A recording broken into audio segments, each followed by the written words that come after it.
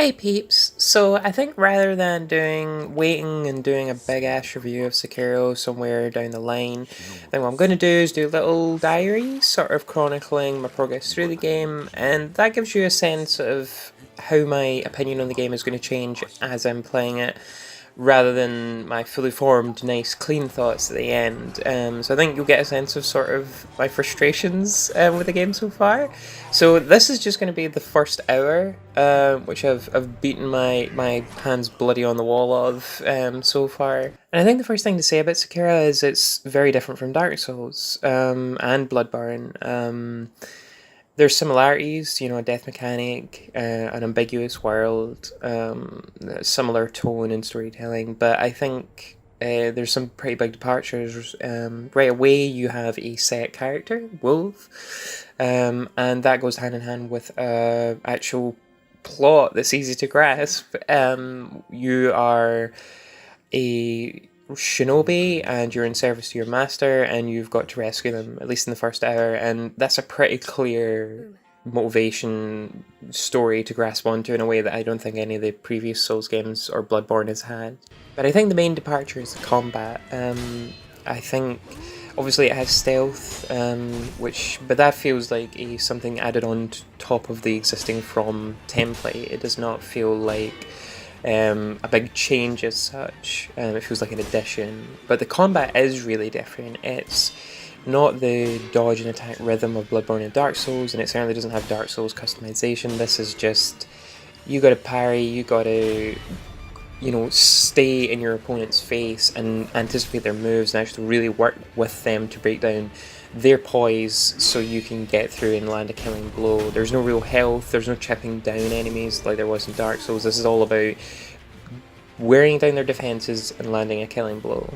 And visually this is spectacular. The fights, the action looks incredible on screen, but as someone with the experience of Bloodborne and Dark Souls, I'm finding my experience with those games as a hindrance because all my instincts are to dodge and move around opponents, and you don't really seem to want to do that much in this. You really want to be quick as fuck and get up in their faces. And you have health, but that little bar down in the corner may as well just say one fucking hit for all the good it does you. And I'm finding Sekiro very tough. As someone who came from Bloodborne and Dark Souls where I was very competent, I'm finding this a real challenge, and I don't know if someone who came to this with no experience of From's other games would actually find this easier.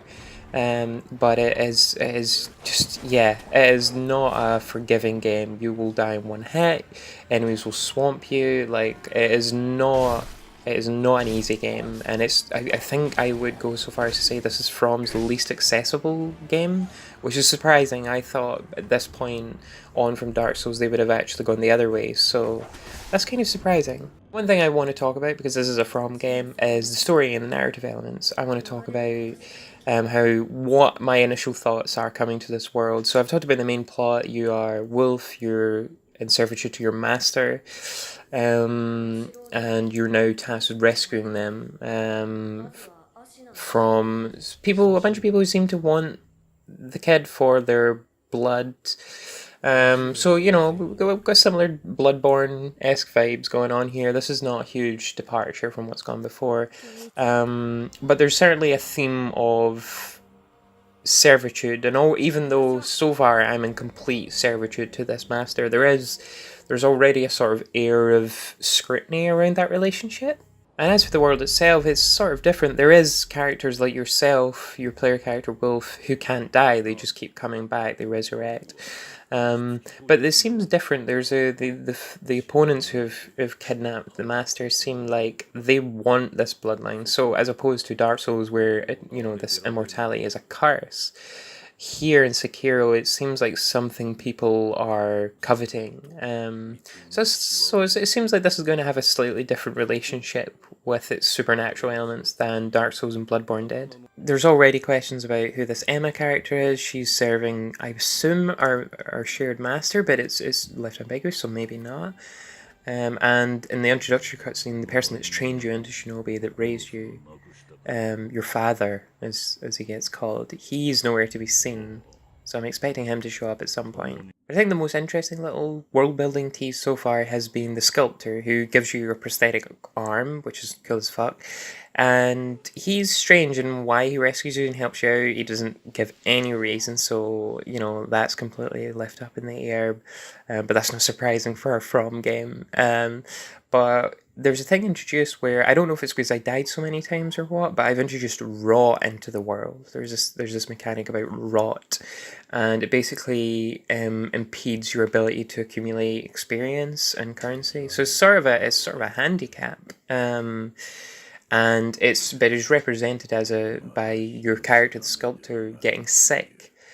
So it's almost like your failure is spreading a disease of some sort. So that's weird and interesting. And I'm curious to see where that goes. In my first hour, the main thing I want to talk about is the progression through this world and where I'm at, because this world is really compelling. It's so different from Dark Souls. You're vertical. You can leap and grapple hook through the air. You're not constrained the way you are in those From games, and as a result, the level design feels less clear. It doesn't feel directed in the way that Dark Souls or Bloodborne did. You feel like this is just a little sandbox in some ways. But it's different, and I'm kind of on board with it. It feels great moving around that world in that space, and it benefits the stealth stuff very well.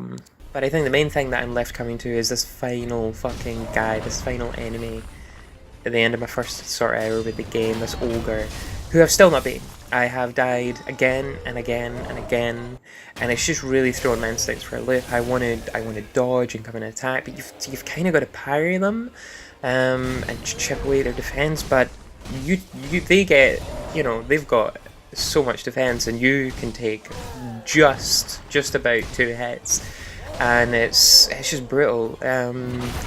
I'm sure I can do it, and there was a merchant that offered firecrackers that seemed to have a description that implies I can trick this enemy, but I'm almost certain that they will not be as useful as they're made out to be. So for now, as the fans in the Dark Souls community like to say, I'm just gonna get good. But that's my first hour with the game, and I'll be sort of cataloguing it as I go on, and you can sort of see how my thoughts come together, what bits of lore I'm picking up on, what stuff I'm missing, and you can sort of see my thoughts form, not in quite real time, but certainly over the coming weeks that will probably take me to finish this game. So I hope you enjoyed that, and I hope you enjoy what's to come.